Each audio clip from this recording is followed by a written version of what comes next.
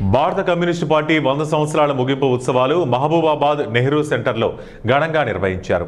ఈ కార్యక్రమంలో భాగంగా సిపిఐ సీనియర్ నాయకులు చాడా వెంకటరెడ్డి మాట్లాడుతూ బీజేపీ ప్రభుత్వం చేస్తున్న ప్రజా వ్యతిరేక విధానాలను ఎండగట్టారు.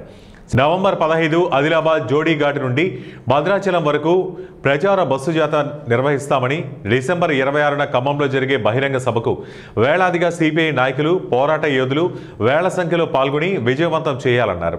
సింగరేణి కార్మికుల సమస్యలపై అలుపెరగని పోరాటం చేసిందని చెప్పారు. అలాగే 10 లక్షల ఎకరాల భూమిని పంచిన ఘన చరిత్ర భారత కమ్యూనిస్టు పార్టీదని కొనియాడారు. ఈ కార్యక్రమంలో సిపిఐ రాష్ట్ర సహా కార్యదర్శి తక్కెళ్లపల్లి శ్రీనివాసరావు, సిపిఐ రాష్ట్ర కార్యవర్గ సభ్యులు కళవేణ శంకర్, రాష్ట్ర ప్రధాన కార్యదర్శి మారుపాక అనిల్ కుమార్ మరియు అజయ్ సారథి, విజయ్ సారథి, సిపిఐ జిల్లా నాయకులు, మండల నాయకులు, కార్యకర్తలు తదితరులు పాల్గొన్నారు.